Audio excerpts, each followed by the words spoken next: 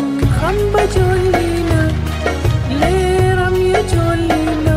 ku ne xam na ni mbay moo yor réew looloo tax waa établissement Kër Serigne Moustapha Sy Abdou Thiam et frère nekk marché central bu Kaolack di yëngu ci lépp lu jëm ci wàllu matériel agricole fas yéene équipé paysan wu Sine Saloum yépp rawatina paysan wu Sénégal établissement Kër Serigne Moustapha Sy jàkkaarloog KBSB nekk wetu école Gambetta loo leen soxla ci matériel agricole lépp loo xamante ne ni jumtuwaay la bu baykat bi di soxla fii rek nga koy fekk ci Kaolack ak asalaamaaleykum mbokk téléspectateur ak internaute Alfayda TV ñu ngi leen di nuyu di leen wax ne rek dellusiwaat nañ si seen émission doxantu TV émission doxantu si Alfayda TV nag nee naa leen saa su ne nii lay demee tey nag ñu ngi fan ci établissement Serigne Moustapha Sy waa kër Serigne Moustapha Sy suñ ko déggee rek xel yëpp dem ci Abdou Thiam Abdou Thiam mooy kan ki nga xam ne moo taxaw béykat yi ki nga xam ne dafa bëgg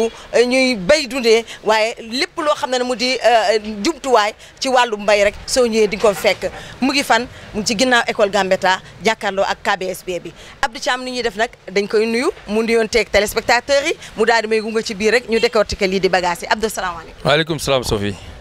maa lay ziar bu baax di la bëgg bu baax macha allah waaw di kontaan ci interview bu baax a baax di ñaan yàlla mottali yëpp waaw.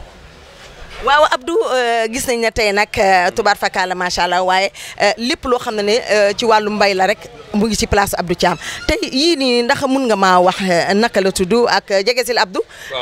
waaw yii nii ndax mun nga maa wax moom nu mu tudd comme yii nii nan la tudd machine yi. waaw Sophie Dior. waaw yii de mooy matériel agricole la. am na machine u ji. am na machine u bay. am na machine u déqi. am na ay daaba am na ay râteau bépp matériel boo soxla pour wàllu jëmtuwaay ci mbay rek am na fii waaw loolu la yàlla dogal. waaw yii moom mooy yan moom. yii ileer yi la maanaam bu sa ileer jeexee da ngay jënd ileer nga monté waat changé waaw mooy ànd ak machine yi. yii mooy lan moo ànd ak bant. loxo yi jàpp machine yi moo nekk nii. bu dameet boo ñëwee fii ñu jaay la ko nga monté waat sama. bi amal ponk bant bi. boobu mooy daaba moom la gars yi soxla ci ruuj bi. daaba. waaw dama gis fii li mel ni lan la nii moom. waaw lii ay moyen la bu dee da ngay defar sa saret boo ñëw jaay la moyen nga dem defar sa saret bu see sa moyen dafa yàqu boo ñëwee ñu jaay la nga dem changer waat sa moyen.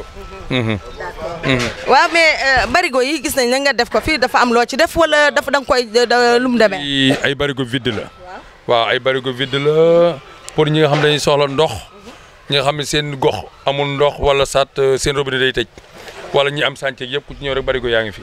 waaw barigo boo bëgg am na fi. ayca ñu daal di dugg ci biir rek Abdou ayca bisimilah gis nañ ne fii lépp a ngi fi de tubaar fakàlla macha allah waa kër Serigne Moustapha Sy boo ñëwee ci Abdou Thiam nekk ci ginnaaw école Gambetta jàkkaarloo KBSB bi tubaar fakàlla macha allah lépp loo fi soxla rek di nga ko fi am waa léegi décortiquer ma yi. waaw Sophie Dior waaw fii moom lépp a ngi fi roulement croix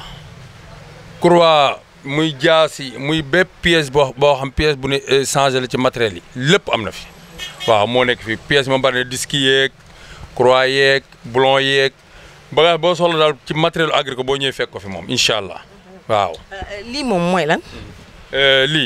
lii tamit la pour machine moulin yi machine yi wol ak wala yi soq.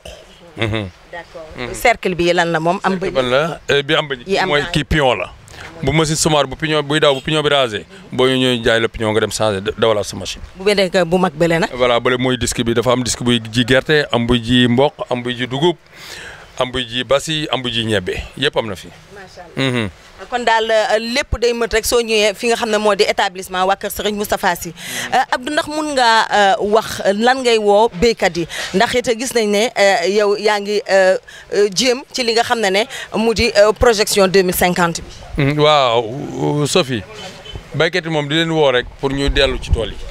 waaw ndax béy kenn amul lu gën béy. waaw man daal loolu laay woo béykat yi ñoom ñëpp ñu dellu ci tool yi. waaw jàppaat tool yi bu baax a baax. waaw loolu daal la ñu wooyee. d'accord kon nag njëg li yaa ngi jaay en gros demi gros détail. damay jaay en gros jaay demi gros di jaay détail.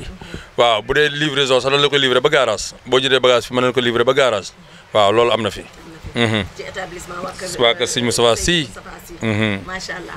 Abdou tey booy joxe sa numéro téléphone yan numéro ngay joxe pour nit ñi mun laa joindre. léegi boo mu bëggee jot da ngay woote ci 77 568 92 80 wala nga woote ci 78 455 05 09 boo ma jot di nga jot sama ndaw.